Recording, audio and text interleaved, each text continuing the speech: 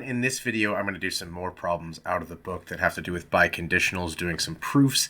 This time we're going to do numbers 12 through 15. Let's get into it. 12 starts on page 90. We're trying to prove that the thing that says S1 concludes with S2. So let's see, S1 is this. The city wants the property if the voters want it.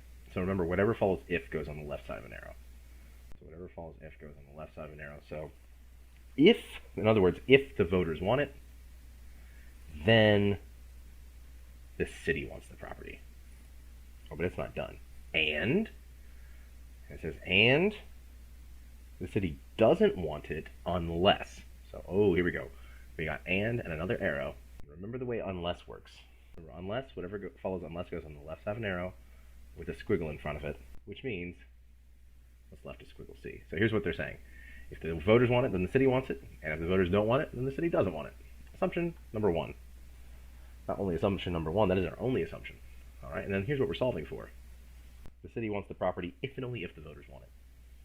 So C, double arrow, V.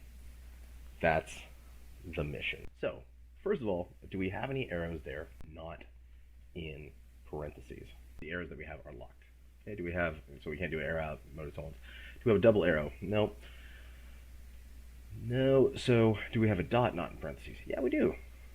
There it is. So what do? Let's break that apart. And that's going to free these things from the parentheses. We get V arrow C, and we also get squiggle V arrow squiggle C. That's and out on line 1 for both. So we've got these now. Now with these fresh arrows out of parentheses, any left side matches? No. We don't have any right side contraries, so let's go down the list. No. No double arrows to either take apart or build. No and outs to do. We can do an and in, that doesn't make any sense. Double negation doesn't make any sense. Is our goal an arrow? No, but remember, I said this before, with double arrows, if you got a double arrow, 99% likelihood you're going to do, last move is going to be a double arrow in. In fact, it will be here too. So, knowing that, let's think back, what two things would we need to and in to make this? We would need C arrow V, and we would also need V arrow C. We need these two things in order to make this double arrow.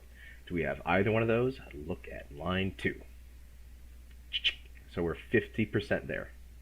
We're halfway there. We've already got one of them, so now we know what we need to do is get C arrow V.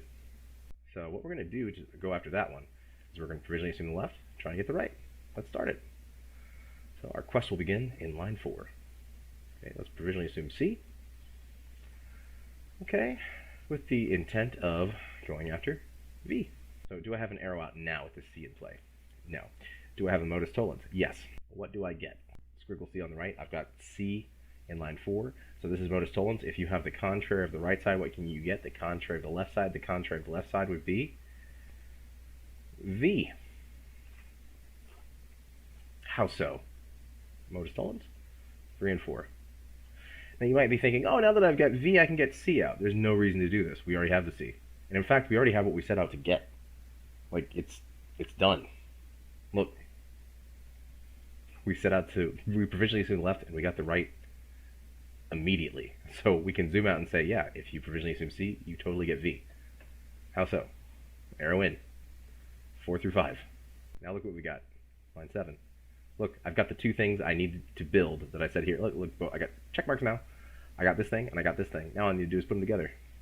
C, double arrow V, double arrow in, line 6 and line 2. Or you could say line 2 and line 6. That's fine too.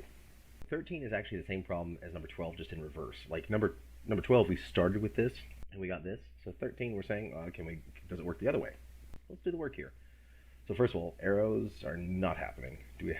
So the first thing we can do, this double arrow, we can break it down. We get two things. C arrow V, and also V arrow C. That's double arrow out on line 1 for both.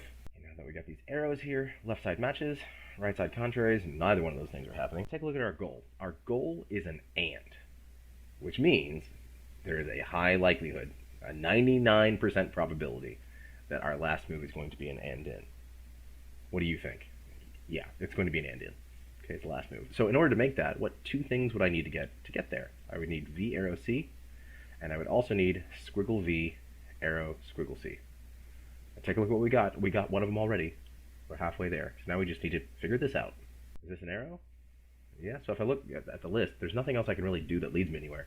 I just need this. So all I need to do is I need to provisionally assume this and get this, and then I can build this arrow and then just and it in with this, and this problem's done.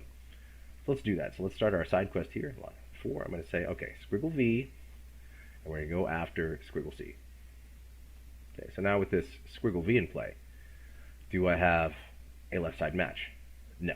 Do I have a right side contrary? Yes, I do, between line 2 and line 4.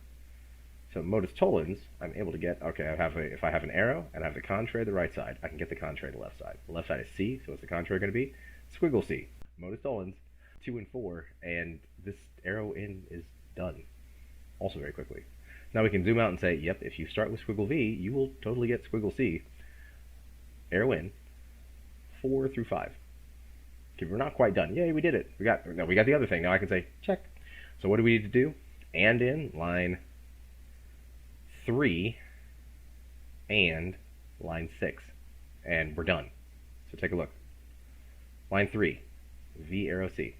And line 6, squiggle V, arrow, squiggle C. We'll just and those in. And in. Line 3, line 6. It's done. Number 14. He says that he's lying. This is a Star Trek episode where they make a computer basically have a mental breakdown because it can't figure out this logic problem. If he says that he's lying, and he is lying, so there's an arrow. If he says that he's lying, and he is lying, then he isn't lying. But also, if he says he's lying, and he isn't lying, then he's lying. If he said, again at the beginning, he's lying. We've got these 3 assumptions. This proves he is lying exactly if he isn't lying. Here's what we're proving. So we haven't seen this yet, the phrase exactly if. It's the same thing as double arrow. So what do we got? This proves, so here's what we're solving for. He's lying exactly if he's not lying. That means lying is the same thing as not lying. Does not compute, and that's in fact exactly what happens in this old Star Trek episode. We got arrows not in parentheses? We sure do. What do we have? Left side matches here? Nope. Right side contraries? Nope. But our goal is a double arrow. And we've seen this many times before. If our goal is a double arrow, we know the last move is probably going to be a double arrow in. In fact, it will be. So what 2 things would we need to make that happen? We would need L, arrow, squiggle L, and squiggle L, arrow, L. Do we have either one of those right now? We don't. That's what we need. But if I go down my list, can I do an arrow out? No. Modus tollens? No. Double arrow out? No. Double arrow in? No. And out? Those are in parentheses. Can I do an and in? Double negation? Yeah, I can do both of those, but it doesn't lead anywhere. Is my goal an arrow? No, it's a double arrow, but I know that I need to get these. So what I'm going to do in 2 separate sets is I'm going to provisionally assume this and get this. And I'm going to provisionally assume this and get this. So let's do this one first. Okay, so line 4, let's begin this quest. Remember, we have to do these separately, so even though a lot of the stuff on the inside of these side quests is going to seem very similar, side quests are their own separate deal. So we can't mix and match between them. So let's do this one first. Let's provisionally assume L, and what we're seeking is squiggle L. Let's see if we can get it. Right now with L in play, let's see what I can do. Now, can I do an arrow out? No, but look, I have the pieces to build the left side. So I'll say we can do a modus tollens here right now, and that works. It will work. It will take a little bit longer because we have to end up making an indirect proof. There's a way to do that, but I'm just going to say right now, if you see that you got the pieces to build the left side of an arrow, go ahead and do it. So we do. We have the pieces to build it. Again, we can do a modus tollens right now. I'm actually going to say, well, since we know we can build this left side, let's go ahead and do that so we can get the arrow out of the way. Let's do it. What do we get? Line 5. S.L. And in 1 and 4. Okay, what can we do now? We get an arrow out. What does that get us? Squiggle L. Bam. Done. How do we get that, though? Arrow out. 2 and 5. And now we can zoom out and say, yep, L, arrow, squiggle L is a thing. arrow in, 4 through 6. Okay, so we got one of the things that we needed. Now we need to get the other thing that we need. And when we do so, we can't use any of this stuff. So this is its own separate process. We need to get the other thing. So what we're going to do now is in line 8, we're going to provisionally assume squiggle L, but wait, we got it in line 6. Nope, that was a side quest, so ignore all of this stuff 4 through 6. So we're going to provisionally assume this in order to get L. And all the stuff 4 through 6 is off limits. Anything 1, 2, 3, and 7 are in play. So now, with squiggle L in play, can we do an arrow out? Now the answer is no. We can do a modus tollens here, but again, we already have the pieces to build the left side of this arrow. Let's go ahead and do that. That's the wisest thing to do here. Okay, so that gets us S dot squiggle L and in 1 and 8 in this case. And now we can do an arrow out here between 3 and 9. And what does that get us? Plain old L. Arrow out 3 and 9. So we can say in line 11, yep, squiggle L leads to L. Arrow in 8 through 10. And then I'm just going to say over here, I'm going to put my line 12 over here. Line 12, what can I do now? Look what I got in line 7. And look what I got in line 11. This is exactly the two things that I needed here to get this. So look, in line 12, I can just say, hey, put those together with a double arrow in, L, double arrow, squiggle L. How so? Double arrow in. Where are those pieces? Lines 7 and 11. It's done. Number 15. Let's take a look. Line 1. Okay, this is found again on page 90. A is Elvis just in case B is Elvis. Just in case, that's a double arrow. So A, double arrow, B. It is not true that both A and B are Elvis. So A is Elvis and B is Elvis? Can't be true. Can't have both of them. Therefore, so here's what we're solving for. Therefore, it says A is not Elvis and neither is B. I don't like this translation here, so I'm just going to say it's saying this. A is not Elvis and B is not Elvis. So, and neither, just put it that way. It's the same thing as saying nor.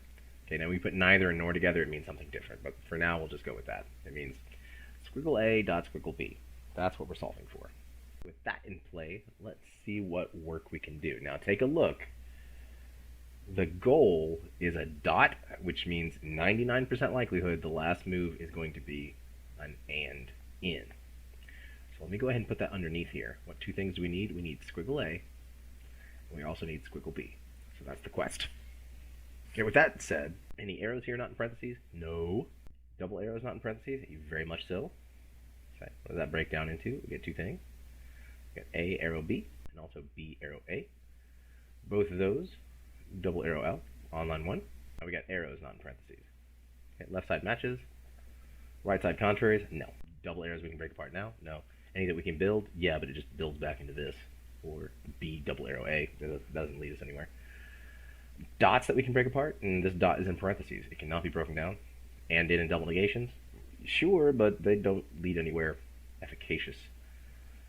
Is our goal an arrow? No. So what do we do? Indirect proof. But it would be a mistake to do an indirect proof of this whole thing. So look, this is squiggle A dot squiggle B. If I did an indirect proof for this, I would end up saying squiggle, so not squiggle A and squiggle B as a provisional assumption. Try going anywhere with that. You will find that does not go places. So what do I need to do?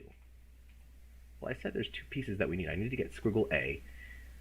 I don't have it. I need to get squiggle B. So if I get these pieces separately, I can just and them in, and that's what we want to do. That's why I know I don't need to do an indirect proof of this, because that's not the mission.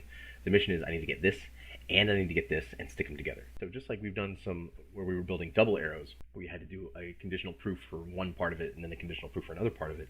In this case, we're going to do an indirect proof for this, and an indirect proof for this, and then and them in. If we want to get squiggle A, what are we going to do as an indirect proof? Let's provisionally assume it's contrary. That would be just plain old A as a provisional assumption, with the mission of getting any contradiction. Let's do it. Now with this A in play, and we do an arrow out. Yep, arrow out. Line 3 and line 5 gets us B. Now, can we do another arrow out? We can. Look, we can use this arrow out on B here and get an A, but we get A again. It's something that we already have. Now, what's the mission? The mission is to get any two contraries and stick them together. So what you want to do in these situations, too, is do a quick scan. What are some squiggles that I already have there? No. And there it is. I've got, in line 2, I've got squiggle A dot B. So cover that squiggle and see if you could build what's here. Could we just build just regular A dot B? Yup. So watch. If I say in line 7, A dot B, and in 5 and 6.